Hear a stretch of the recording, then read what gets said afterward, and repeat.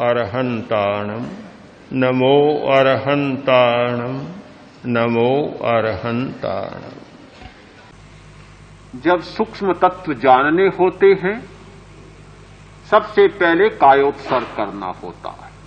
कायोत्सर्ग करें, शरीर को बिल्कुल शिथिल कर दें, शून्य कर दें। ऐसा करें कि शरीर बिल्कुल खाली है, कोई तनाव नहीं है, कोई अवरोध नहीं है। फिर किसी सूक्ष्म तत्व का ध्यान करें। वही तत्व आपके शरीर में प्रविष्ट होना शुरू हो जाएगा। ध्यान करते करते तन्मय बन जाएंगे, तद्रूप बन जाएंगे। यह तन्मय बनने की प्रक्रिया है। इस प्रक्रिया के आधार पर बल प्राप्त किया जा सकता है, आरोग्य प्राप्त किया जा सकता है, शक्ति प्राप्त की जा सकती है। आरोग्य का ध्यान किया, शरीर को बिल्कुल शून्य बना दिया तो समरसी भाव होगा, एक रसता होगी, समाधि की स्थिति आएगी और वही परिणमन आप में शुरू हो जाएगा।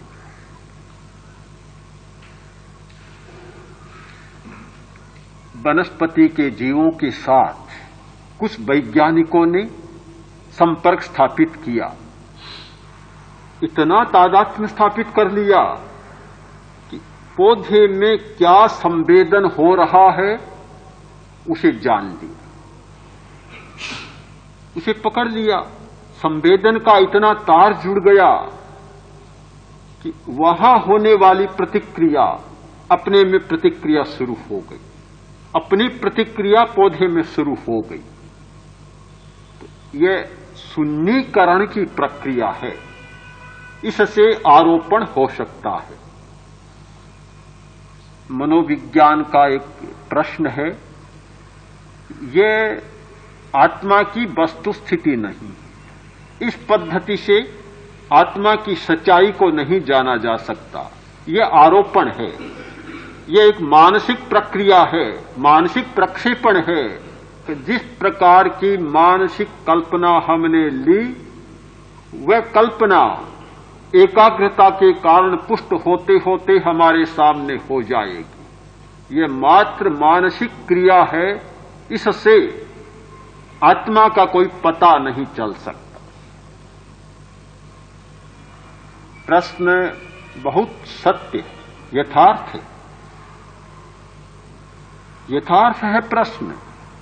इसीलिए जिस व्यक्ति के चित्त में अपने इष्ट के प्रति श्रद्धा और समर्पण का भाव होता है, ध्यान करते करते वही इष्ट उसी रूप में उसके सामने प्रस्तुत हो जाता है। राम, कृष्ण, महावीर, बुद्ध, आचार्य भिक्षु हो, आचार्य तुलसी, जिसका जिस रूप में ध्यान करेंगे, चित्त की एकाग्रता करेंगे, एकाग्रता एक निश्चित बिंदु पर पहुंचेगी और वह प्रतिमूर्ति आपके सामने प्रस्तुत हो जाएगी। मनोविज्ञान की भाषा में यह मानसिक प्रक्षेपण है, मानसिक आरोपण है। इससे यह पता नहीं चलता कि हमें साक्षात्कार हुआ है। बहुत लोग कहते हैं हमें परमात्मा का साक्षात्कार हो गया, हमें गुरु का साक्षात्कार हो गया, हमें देवी का साक्षात्कार हो गया, हमें अमुक देव का साक्षात्कार हो गया। वह उनका साक्षात्कार नहीं, हमारा ही मानसिक प्रक्षेपण है। हम ही अपने मन में एक कल्पना लेते हैं, एक आकार बनाते हैं और वह आकार पुष्ट होते होते एक दिन साक्षात हो जाता है, हमसे बात भी करने लग जाता है, हमें निर्देश भी देने लग जाता है, हमारा पथ दर्शन भी करने लग जाता है, हमें कुछ देने भी लग जाता है। किंतु है सारा का सारा मानसिक प्रक्षेप, मानसिक आरोपण, हमारे ही मन की, हमारे ही चित्त की एक प्रतिक्रिया है। इस पद्धति का आलंबन लिया जाता है। फिर भी लिया जाता है। इसलिए लिया जाता है कि एक श्रद्धा का निर्माण हो जाए, एक आस्था का निर्माण हो जाए और व्यक्ति में तीव्र अभिप्सा जाग जाए सूक्ष्म सत्य को जानने की। यह स्थूल से सूक्ष्म को जानने की प्रक्रिया तो है, किंतु आत्मा जैसे अति सूक्ष्म या परम सूक्ष्म तत्व को जानने की सक्षम प्रक्रिया नहीं है, या वहां तक पहुंचाने वाली अंतिम प्रक्रिया नहीं है, अंतिम समाधान नहीं है। आत्मा के साक्षात्कार का, आत्मज्ञान का दूसरा हेतु है निर्विचार समाधि।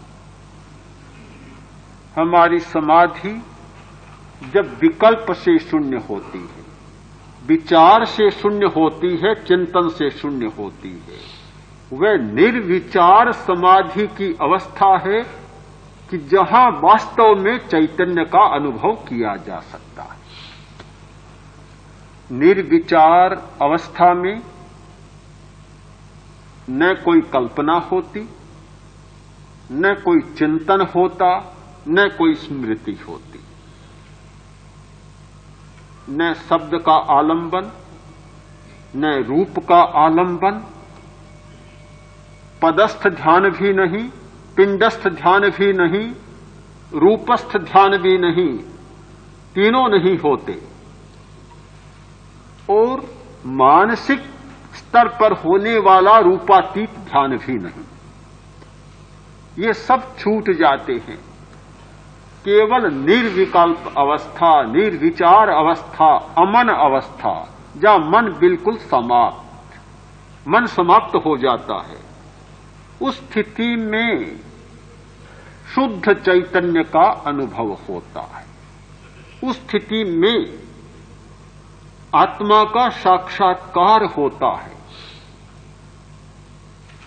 से न सद्दे, न रूवे, न गंधे, न रसे, न फासे, अरूवी सत्ता। शब्दातीत बनते हैं तब अशब्द का बोध हमें होता है। अपयस्य पयम नत्थि। आत्मा अपद है, पद के द्वारा नहीं जाना जा सकता। बहुत लोग आत्मा को जानने के लिए तर्क का प्रयोग करते हैं, हेतु चाहते हैं, बुद्धि का व्यायाम करते हैं। कैसे होगा? अपद को पद के द्वारा नहीं जाना जा सकता, पद को पद के द्वारा जाना जा सकता है।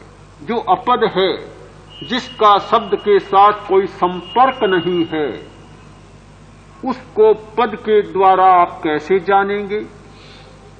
जो विकल्पातीत है, उसे विकल्प के द्वारा कैसे जानेंगे?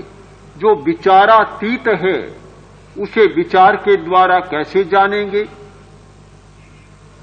अपयस्य पयम नत्थि। सब्बे सरा नियत्तन्ति तक्का तत्थन विज्जयी। स्वर जाते हैं किंतु बीच में से ही लौट आते, पहुंच नहीं पाते। तक्का तत्थन विज्जयी।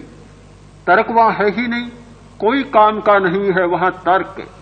आत्मा की सिद्धि के लिए जितने तर्क प्रस्तुत किए गए हैं तार्किकों द्वारा, मध्य युग में तर्क शास्त्र का बहुत विकास हुआ और तार्किकों ने आत्मा को सिद्ध करने के लिए प्रबल तर्क दिए। किंतु दर्शन का विद्यार्थी होने के नाते, तर्क शास्त्र का अध्येता होने के नाते मैं कह सकता हूं कि वे सारे के सारे तर्क अनुभव शून्य, केवल तार्किक व्यायाम या तार्किक जगत में खेल खेलने के लिए बहुत अच्छे, खेलने के लिए बहुत अच्छे हैं, पर आत्मा तक पहुंचने के लिए उनका कोई उपयोग नहीं। फुटबॉल का खेल है, रेखाएं खींच दी, सीमा आपने बांध दी। वे रेखाएं फुटबॉल खेलने के लिए बहुत अच्छी है, उनका उपयोग है कि इस रेखा के पार चला गया तो हार गया और उस रेखा के पार चला गया तो जीत गया। आपने कल्पना की, आपने सीमाएं खींची और हार जीत भी मान ली। ठीक तर्क का भी ऐसा ही क्रम है। एक तर्क आत्मा को जानने के लिए प्रस्तुत किया, प्रबल तर्क प्रस्तुत किया, सामने वाले का तर्क दुर्बल है, वह हार गया। किंतु आत्मा का पता न तर्क प्रस्तुत करने वाले को है और न प्रतिपक्षी को है। वह भी नहीं जानता आत्मा नहीं है और यह भी नहीं जानता कि आत्मा है। आत्मा को अस्वीकार करने वाला भी नहीं जानता कि आत्मा नहीं है और आत्मा को स्वीकार करने वाला भी नहीं जानता कि आत्मा है। दोनों खिलाड़ी खाली हैं, दोनों शून्य हैं। आत्मा को जानता कोई नहीं, पर बिना जाने ऐसी रेखाएं खींच दी शब्दों की। एक कह रहा है कि आत्मा है और दूसरा कह रहा है कि आत्मा नहीं है। ऐसा खेल कभी नहीं देखा, ऐसा खेल नहीं देखा। बहुत सारे खेल आपने देखे होंगे, क्रिकेट का मैच भी देखा होगा, फुटबॉल का मैच भी देखा होगा और भी न जाने क्या क्या खेल, कितने खेल होते हैं देखे होंगे। शतरंज का भी देखा होगा। सब खेल आपने देखे हैं, किंतु सबसे बड़ा खेल है इन तार्किकों का जो आत्मा को हां या ना में प्रस्तुत कर रहे हैं। एक अस्तित्व को सिद्ध कर रहा है और दूसरा अस्तित्व को नकार रहा है, किंतु खेलने वाले दोनों ही नहीं जानते कि वास्तविकता क्या है। जब तक हम तर्कातीत नहीं होते, हमारी चेतना तर्कातीत और शब्दातीत और विकल्पातीत नहीं होती, तब तक आत्मा के अस्तित्व को उपलब्ध नहीं किया जा सकता, उसका स्पर्श ही नहीं किया जा सकता। उसके स्पर्श का एकमात्र उपाय है निर्विकल्प चेतना, साम्य चेतना, स्वस्थ चेतना, समाधि चेतना, योग चेतना, शुद्धोपयोग चेतना एक उपाय है। चित्त निरोध की चेतना एक उपाय है। इसके सिवाय कोई उपाय नहीं है। जिस तत्व को बुद्धि का, चित्त का निरोध करके जाना जा सकता है और हम प्रयत्न करते हैं बुद्धि का व्यायाम करके, बुद्धि का फैलाव करके। कितनी उल्टी बात है, कितनी गलत बात है। जिस तत्व को आंख बंद करके जाना जा सकता है, हम उसे जानने का प्रयत्न करते हैं आंख फाड़ फाड़ कर। जिस तत्व को कान को रोककर जाना जा सकता है और हम उसे जानने का प्रयत्न करते हैं कान को फैला फैला कर, शब्दों को सुन सुन कर।